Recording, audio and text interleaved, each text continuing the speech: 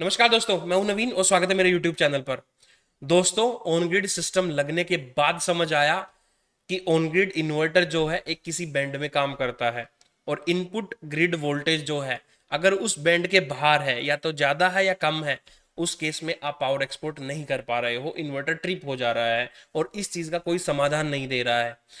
Solar power available होते हुए भी ग्रिड वोल्टेज की एबनॉर्मेलिटी से या उसके एबनॉर्मल लेवल्स की वजह से आप पावर एक्सपोर्ट नहीं कर पा रहे हो, खर्चा लगा के भी आप पैसे नहीं बचा पा रहे हो बिजली बिल के। इस चीज का कोई समाधान नहीं बता रहा है। घबराइए मत मेरे दोस्त, इस वीडियो के लास्ट तक आपको इसका समाधान मिल जाएगा। इस वीडियो में मैं आपको यह बताऊंगा कि हाई वोल्टेज या लो वोल्टेज से ग्रिड एक्सपोर्ट जो बंद होता है उसको आप कैसे इनेबल कर सकते हैं, और घर के अप्लायंसेस, क्योंकि घूम फिर के वही इलेक्ट्रिसिटी आपके घर पे भी आ रही है, अपने घर के अप्लायंसेस को कैसे प्रोटेक्ट कर पाओगे। दो केस में कवर करूंगा। केस वन में घर के अप्लायंसेस को कैसे बचाना है, केस टू में ग्रिड एक्सपोर्ट इनेबल कैसे करना है हाई या लो वोल्टेज में, क्या कंपोनेंट लगेंगे, किस ऑर्डर में लगेंगे, सारी चीज डिटेल से समझाऊंगा। और जब हम कंपोनेंट पिक करेंगे सेक्शन 3 में, जो कि मोस्ट इंपॉर्टेंट है, जिसमें मैं अपनी पर्सनल रिकमेंडेशन दूंगा कि आइटम जब सेलेक्ट करने हैं तो क्या क्या चीजें ध्यान में रखनी है, क्या चीज चूज करनी है, क्या चीज अवॉइड करनी है, किस स्पेसिफिकेशन में वो चीज चूज करनी है, सारी डिटेल सेक्शन 3 में। बिना किसी देरी के शुरू करते हैं डायरेक्ट केस नंबर 1, जिसमें हम घर के अप्लायंसेस को प्रोटेक्ट करने का तरीका देखेंगे। तो चलिए शुरू करते हैं।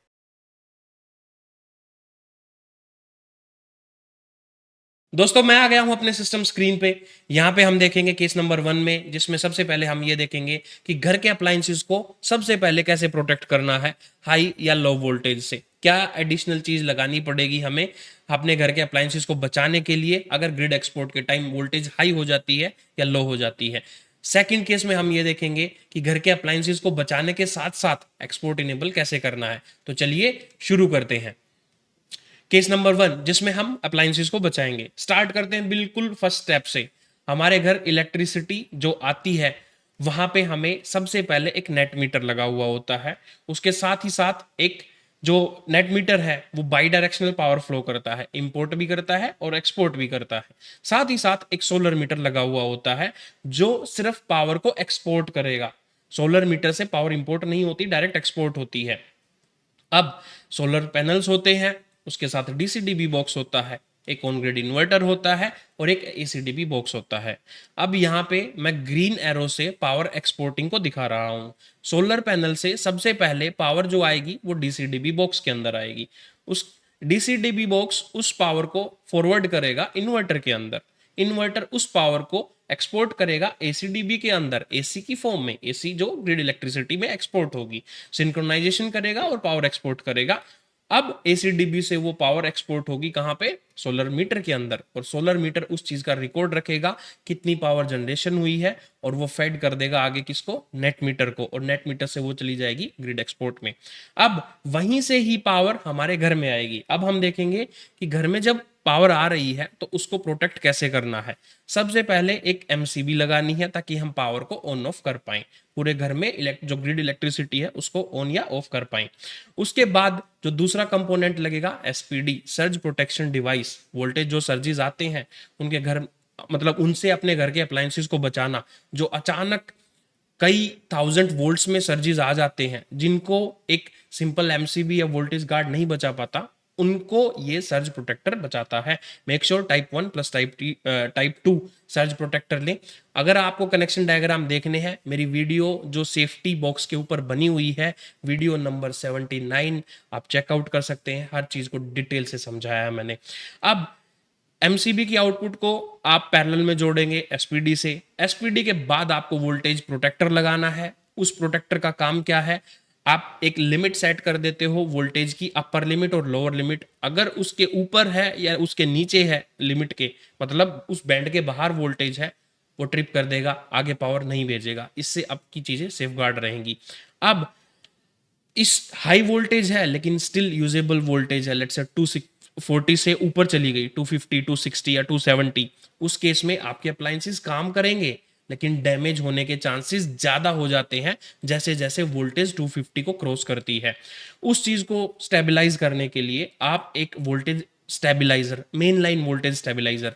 यहाँ पे एक चीज मैं क्लियर कर दूं, जो भी ब्रांड यहाँ पे दिख रही है या तो वो मैंने पर्सनली लगाई है या इंटरनेट पिक्चर है, कोई रिकमेंडेशन नहीं है यहाँ पे कि मैंने ये ब्रांड लगाई है तो आप यही खरीदें। आप अपने हिसाब से कुछ भी ले सकते हैं। मैं सिर्फ टेक्निकल स्टैंड पॉइंट से चीज़ों को समझा रहा हूँ, अलग अलग चीज़ें एक सैंपल के तौर पे दिखा के।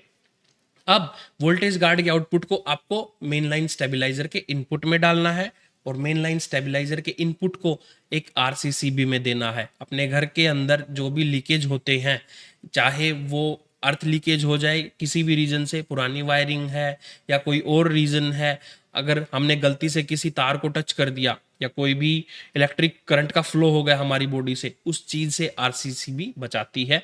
ये आरसीबीओ है पिक्चर में, जिसमें एक एमसीबी इंटीग्रेटेड है।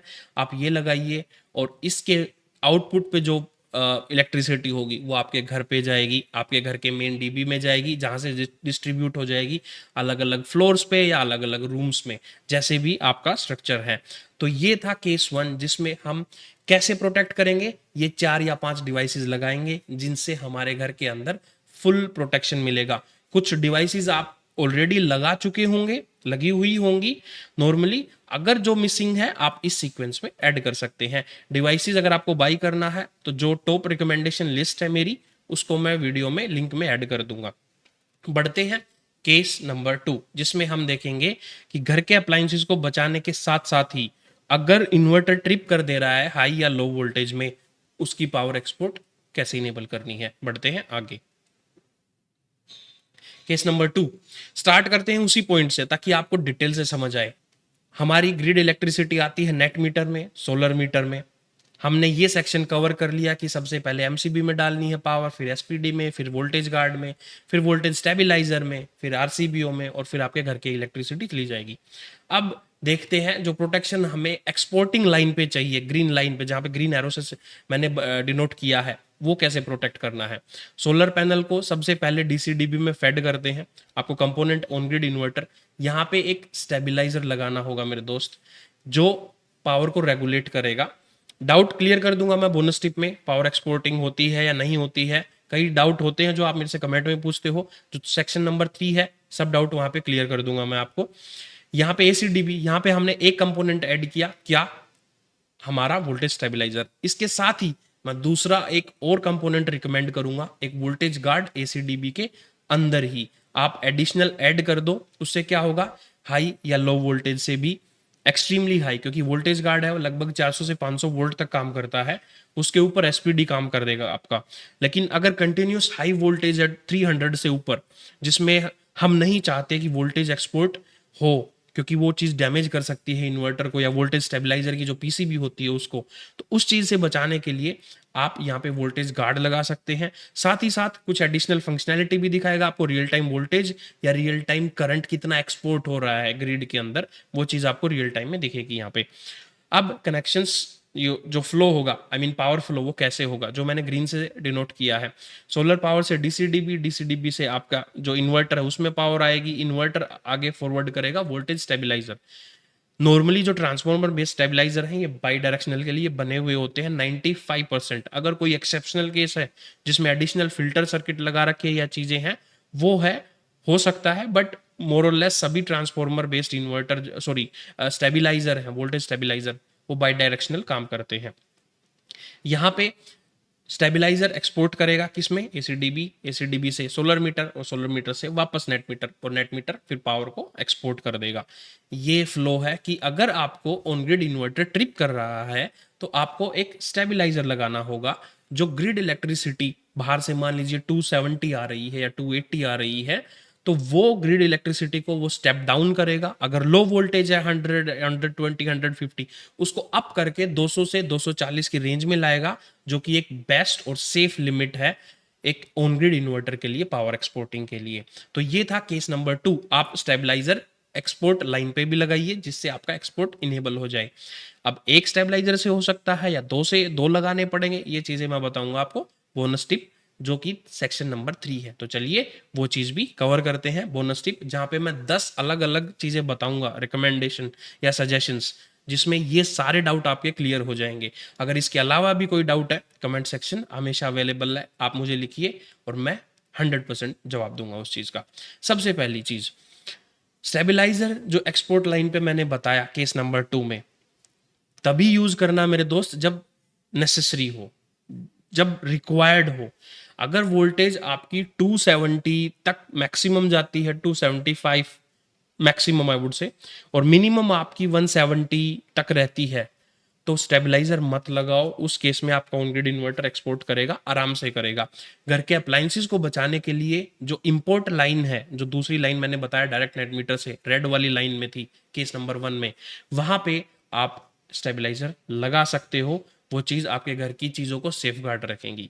That was my bonus tip 1। Second tip is about जो रिले बेस्ड स्टेबलाइजर है वो टैपिंग मेथड पे काम करते हैं। टैप रिले टैप्स होती है, एक बार हाई वोल्टेज को लो करना है तो कोई लो वोल्टेज वाली रिले एक्टिव हो जाएगी, या वाइस वर्सा, अगर हाई करना है तो कोई दूसरा रिले सेट एक्टिव हो जाएगा।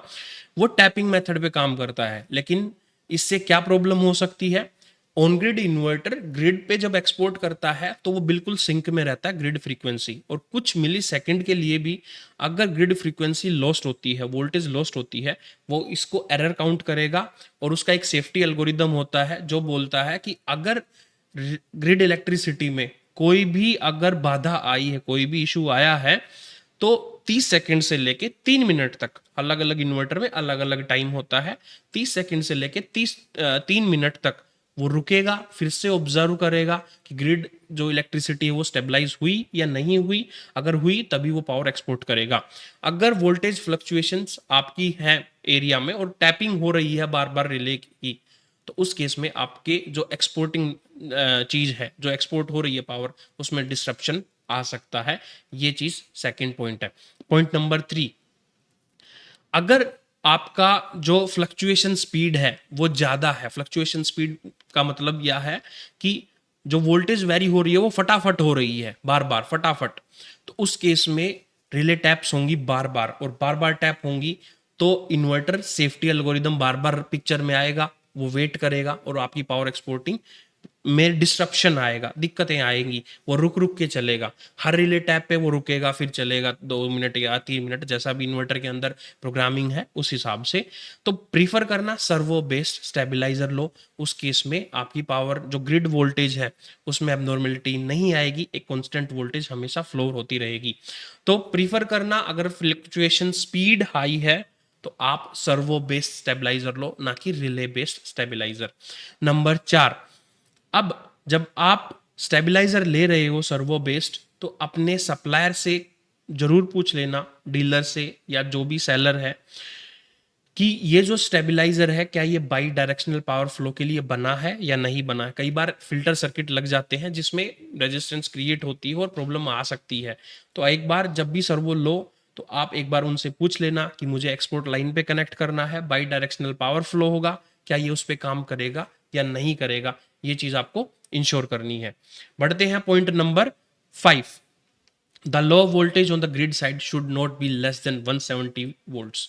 170 से अगर नीचे जा रही है, जिसमें इन्वर्टर को एक्सपोर्ट करना पड़ रहा है, तो उस टाइम पे करंट ज्यादा होगा। मान लीजिए एग्जाम्पल के तौर पे, अगर 1000 वाट, 1000 अगर इन्वर्टर एक्सपोर्ट कर रहा है और वोल्टेज है 200, तो एक्सपोर्ट करंट होगा 5 एम्पियर। लेकिन अगर वही वोल्टेज 100 वोल्ट हो गई तो करंट होगा 10 एम्पियर। वोल्टेज इनटू करंट, अगर हम दोनों को मल्टीप्लाई करते हैं तो पावर निकल आती है।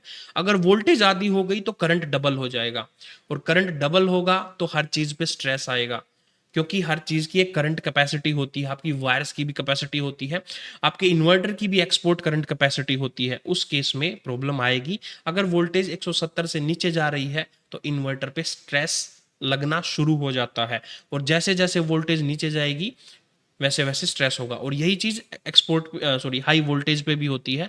अगर वोल्टेज 250 प्लस जा रही है तो स्ट्रेस बढ़ने लगता है उसके ऊपर, और जैसे जैसे हाई होती है इन्वर्टर स्ट्रेस में रहेगा।